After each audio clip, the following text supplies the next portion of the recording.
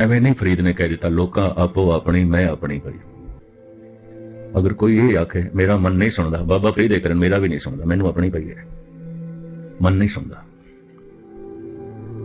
अगर मन सुन लवे, इको ही पंक्ति सुन लवे, पातशाह की बाणी कहती है किनका एक जिस जी बसावे ताकि महिमा गनी ना, किनका मात्र भी बस जाए, अनंत जन्मां दे पाप धुल जाणगे, सारे दुख संताप मिट जाणगे। पर किधरे सुने सही, मन सुनन नूं राजी नहीं होता। नानक भगतां सदा विगास, सुनिए दुख पाप का नास। ये बचकानियां गल्लां धार्मिक जगत ते चलदियां ने बच्चों वालियां, मन ते टिकदा ही नहीं। बाणी की पढ़ीए, मन ते टिकदा ही नहीं, वाहिगुरू जपीए की। अजे इन्हां नूं मन की समझ भी नहीं।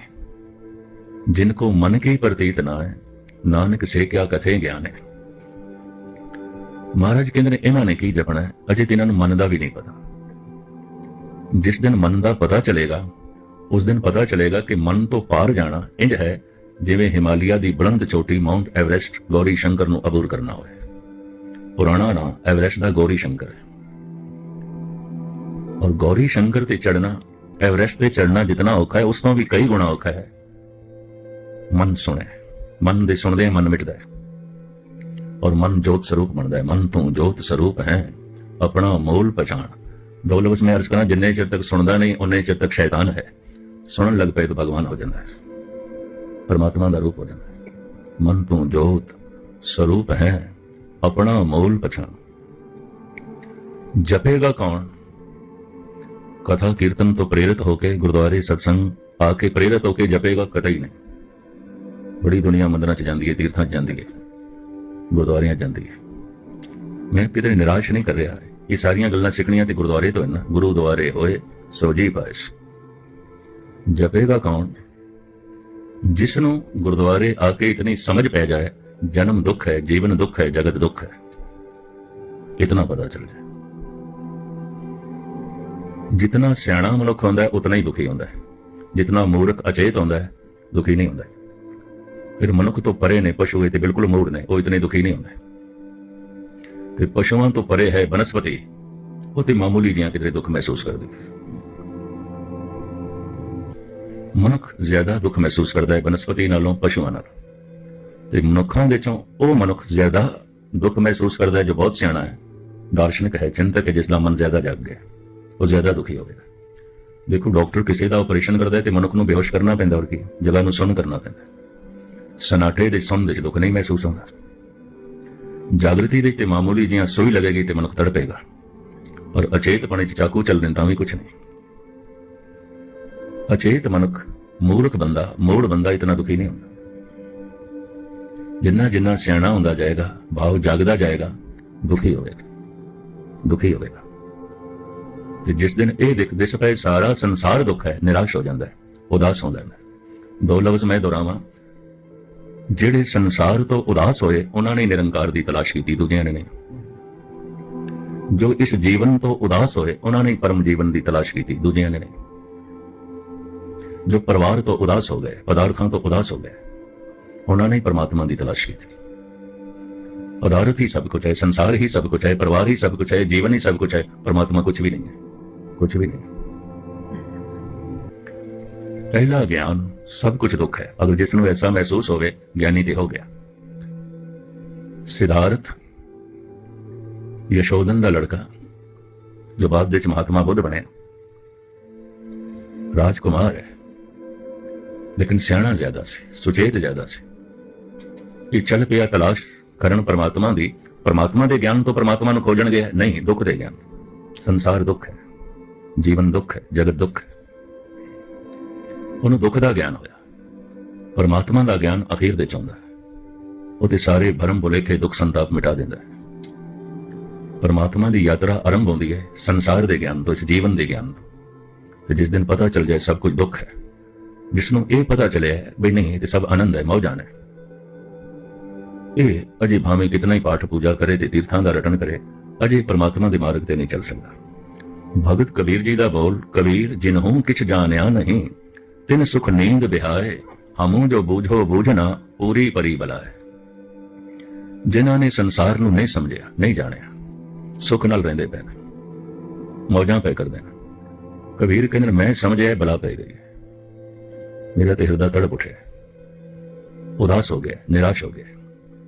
जो संसार तो निराश नहीं, वो निरंकार की तलाश नहीं कर सकता, करेगा ही नहीं। आसा मनसा सगल ते आगे, जगते रहे निराशा, काम क्रोध जै परसे ना हिंड ते घट ब्रह्म निवासा।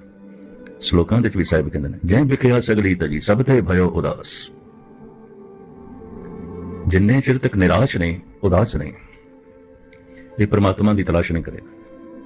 अजे तो इच्छा भी लेके आएगा गुरुद्वारे संसार दी, इस जीवन दी, पदार्थों दी। अजे किथे हनूज दिल्ली दूर रस्त, अजे दूर दियां खेडां, अजे तो गुरुद्वारे आउणा भी इसदा संसार वास्ते है। असी ते अजे ते पाठ पूजा भी इसदी पदार्थां वास्ते है।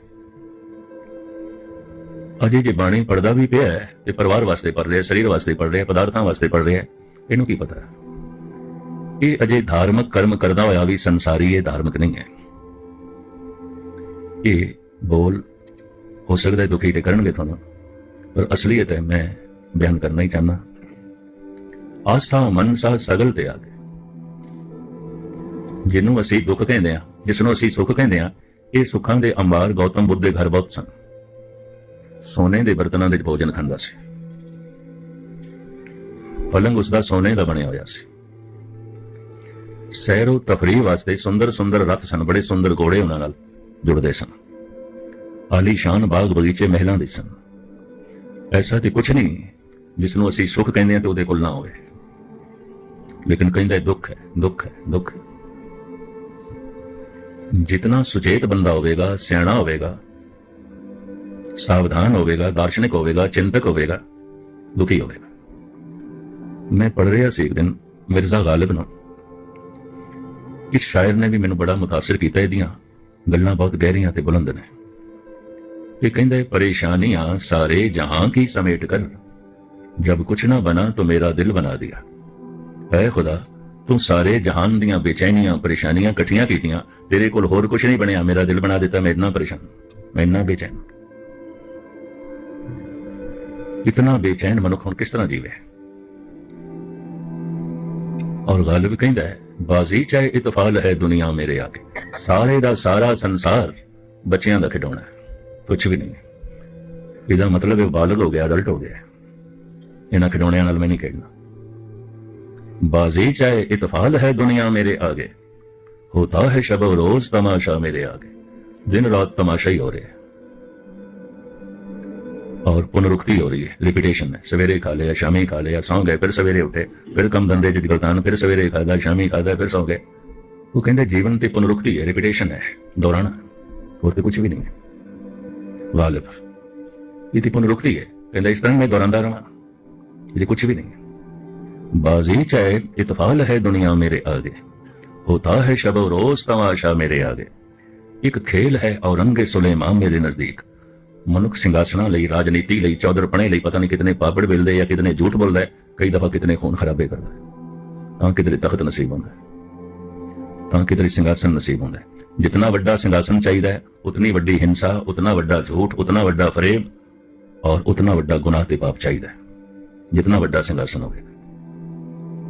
जिस सारी दुनिया नूं सिकंदर फतेह करना चाहता सी, भावें कर नहीं सके, एक चौथाई भी नहीं कर सके, पर लखां नूं मौत दे घाट ते उसने उतारिया ना। चौधरपना चाहिए है, राजनीति की है, जो अगे उसनों पिछे सुटना, तो जो पिछे आ रहा होर धक्का मारना ताकि नेड़े ना आए। राजनीति का तो मतलब ही है। राजनीतिक जिन्ना पौड़ियां ते चढ़ के सिंघासन तक पहुंचता, उस पौड़ी नूं तोड़ देंदा है। उन्होंने पता इस पौड़ी ते मैं चढ़ के पहुंचे, अगला भी चढ़ सकता, उसनूं तोड़ देंदा है। जिन्हां जिन्हां दा आसरा लैके पुराने राजे महाराजे बादशाह तख्त प्राप्त करते रहे, पहले उन्होंने ही मार के खत्म करते रहे। भाई इन्होंने मैनू तख्त दिवाया है, जे मैनू तख्त दिवा सकते हैं, मेरे को खो भी सकते हैं, पहले इन्हों खत्म करो, पहले इन्हों टिकाने लाओ। जिस पौड़ी ते ये राजनीतिक लोग चढ़ के पहुंचते हैं सिंघासन तक, पहुंचते हैं पहला काम कर दें पौड़ी तोड़ देंगे, दूजा न चढ़े। जिन्हां जिन्हां दा दामन पकड़ के, जिन्हां जिन्हां दे आसरे ते इन्हां प्रभुता मिलती है, पहले उन्होंने खत्म कर दें, किसी भी रूप में खत्म कर देना। मैं देखता भारत के चोटी के कई लीडर सन, अज गुमनाम ने, उन्होंने अपने साथियों ने पिछे सुटिया। ऐसा सोचे जिस तख्त लई, जिस चौधरपणे लई मनुख इतना। एक खेल है औरंगे सुलेमान मेरे नजदीक, एक बात है अजाज मसीहा मेरे आगे। कहंदा मेरे दियां